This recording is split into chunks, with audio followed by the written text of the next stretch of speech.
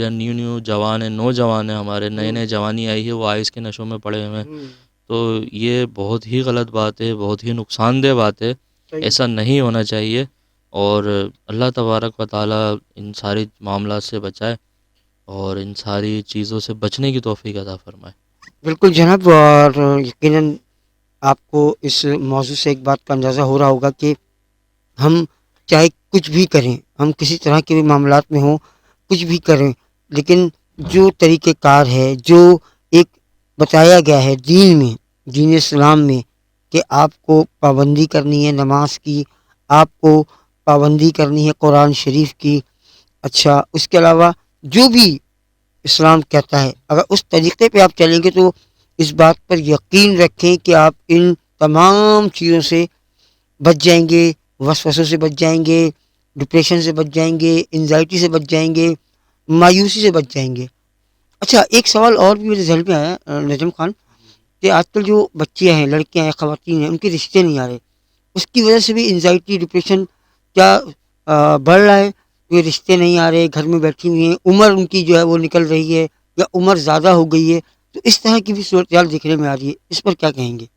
جی بالکل ایسا ہی ہے، جیسے میں نے ابتدا میں کہا تھا کہ جب کوئی کام نہیں ہوتا ہے انسان کا، کسی کام کی چاہت ہو اور وہ نہ ہو، تو پھر ڈپریشن، انزائٹی اور مایوسی کی کیفیت ہوتی ہے، البتہ کام کوئی بھی ہو، رشتے آنا نہ آنا، کاروبار چلنا نہ چلنا، گھریلو معاملات، معاشی معاملات، جاب کے، کاروبار کے، رشتہ داروں کے، تو یہ لازمی ہوتا ہے۔ اب جیسے رشتے اگر کسی کے لیٹ ہوتے ہیں، جو خواتین ہیں گھر میں بیٹھی ہیں، عمر زیادہ ہو گئی ہے، اب وہاں پر دیکھا جائے گا معاملہ کیا ہے، ٹھیک ہے، ایک تو دیکھیں یہ ہوتا ہے کہ کوئی رکاوٹ ہوتی ہے یا کوئی بندش ہوتی ہے، اس وجہ سے بھی معاملات ہوتے ہیں۔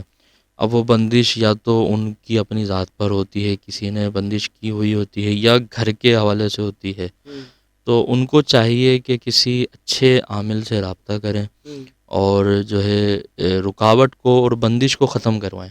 جب بندش اور رکاوٹ ختم ہوگی گھر پر سے اور اب ان کی ذات پر سے، تو انشاءاللہ رشتے بھی آنا شروع ہو جائیں گے اور معاملہ بننا شروع ہو جائے گا۔ پہلی تو یہ وجہ ہے۔ دوسری وجہ یہ ہوتی ہے کہ کوئی بندش اور رکاوٹ نہیں ہوتی، بلکہ گھریلو معاملات ایسے ہوتے ہیں کہ کیا نام ہے، جہیز کے معاملات ہو گئے اور مالی حالات جو ہوتے ہیں وہ کمزور ہوتے ہیں، جس کی وجہ سے ٹینشن ہوتی ہے اور شادی ہونا مشکل ہوتی ہے۔ تو ایسی صورت میں یہ ہے کہ وہ اپنے جیسا ہی رشتہ تلاش کریں، جو ان کے گھر کے معاملات ہیں نا، اگر غریب ہیں اور نازک حالات ہیں تو وہ ویسا ہی رشتہ تلاش کریں، تو ان کو انشاءاللہ رشتہ جلدی ملے گا۔ ہمارے معاشرے میں دیکھا کیا گیا ہے کہ اگر کوئی لڑکی ہو یا لڑکا ہو، میں مطلق بات کر رہا ہوں، اگر اس کے حالات خستہ ہیں اور نازک حالات ہیں، لیکن خواہشیں اس کی بہت بڑی بڑی ہیں کہ کروڑ پتی جگہ پر ہمارا رشتہ ہو اور ہم گاڑیوں میں گھومیں، ہمارا ڈیفینس میں بنگلہ ہو، یہ ہو وہ ہو۔ دیکھیں ترقی کرنا اچھی بات ہے، میں اس کے خلاف نہیں ہوں، اچھی سوچ رکھنا اچھی بات ہے، کوشش بھی کریں آپ، یہ نہیں کہہ رہا کوشش نہ کریں، آپ کوشش بھی کریں ایسے رشتوں کی، لیکن جب نہیں ہو رہا، نہیں مل رہا، تو ایسی صورت میں پھر جو آپ کے برابر کے لوگ ہیں ان سے پھر آپ یہ کہ رشتہ داری کریں تو زیادہ بہتر ہے۔ اور اس میں کیا ہوگا کہ ظاہر ہے پھر جہیز کا بھی اتنا مطالبہ نہیں ہوگا، آپ کے سامنے والے بھی غریب جو آپ ہیں، آپ کے بھی اپنے معاملات ہیں، وہ زیادہ مطالبہ بھی نہیں کریں گے، جو آپ کی حیثیت گنجائش ہے اس کے مطابق آپ اپنا جہیز وغیرہ جو بھی اخراجات ہیں شادی بیاہ کے، لازمی نہیں آپ حال مہنگے مہنگے حال کریں، ایئر کنڈیشن حال کریں، آپ ہلکے پھلکے کسی بھی گراؤنڈ میں قناعت شامیانے لگا کر بھی اپنے شادی کے معاملات کر سکتے ہیں، یعنی قناعت پسندی کے ساتھ اور کم بجٹ کے اندر آپ شادی کر سکتے ہیں۔ تو شادی تو ظاہر ہے، نکاح جو ہے وہ اتنا مشکل ہمارے معاشرے میں بنا دیا گیا ہے آصف بھائی، لیکن ہے نہیں، اتنے مشکل معاملات نہیں ہیں۔ اچھا ہوتا ہے کیا ہے کہ سارے معاملات سب چل رہے ہیں، جو قاضی ہے نا نکاح پڑھانے والا، ان کو دینے کے لیے جب فیس کی باری آتی ہے تو لوگ کہتے ہیں مولوی صاحب وہ یتیم بچی ہے، تھوڑا سا دیکھ لیں، فیس وغیرہ رہنے دیں، خیال کر لیں۔ ارے بھائی 3,000 5,000 10,000 روپے فیس ہے اچھے سے اچھے عالم کی بھی، اب 10,000 روپے ادھر نہیں نکالے جا رہے ان سے، اور وہاں پر وہ لاکھوں روپے شادی پہ خرچ کر رہے ہیں، پٹاخوں کے اندر کر دیتے ہیں 20 30 ہزار روپے، وہاں کوئی مسئلہ نہیں ہے انار جلانے میں، ادھر ادھر کرنے میں، لیکن جب مولوی صاحب کو دینے کی بات آتی ہے تو مولوی صاحب یتیم بچی ہے اور حالات خراب ہیں، یہ ہے وہ ہے۔ بڑے معاملات ہوتے ہیں. تو یہ جو ہے نا، یہ اس طرح کے میرے ساتھ بھی اکثر ہوا ہے. میں الحمدللہ نکاح خواہ ہوں، نکاح وغیرہ پڑھاتا ہوں. تو جب کہیں جاتا ہوں نا نکاح پڑھانے کے لیے، تو کہیں کہیں ایسا بھی ہوا ہے کہ نکاح پڑھا دیا، مولوی صاحب بولتے ہیں حضرت کل ملتے ہیں آپ سے فیس کے حوالے سے.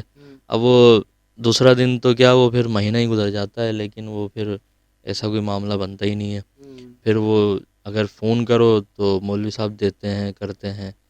کچھ لوگ تو ایسے ہیں جو اپنے فارم ہی اٹھانے نہیں آتے، نکاح خواہ ایک سال ہو جاتا ہے لیکن وہ فارم ہی نہیں اٹھانے آتے. تو بس وہی بات ہے نا کہ نیت انما الاعمال بالنیات. اب جو ہمارے لوگ ہیں ان کو بھی اپنی نیت پر دیکھنا چاہیے، غور کرنا چاہیے ہم کس کے ساتھ کیا کر رہے ہیں. میں مولوی، علامہ یا امام ہی کی بات نہیں کر رہا، میں مطلق جنرل بات کر رہا ہوں. جس کا جو حق ہے وہ اس کو دینا چاہیے. اگر حال والے کے جتنے پیسے آپ نے مقرر کیے ہیں وہ اس کو پورے پہنچائیں، کھانے والے کے جتنے ہیں اس کو پورے پہنچائیں، نکاح خواہ کے جتنے ہیں اس کو پورے پہنچائیں.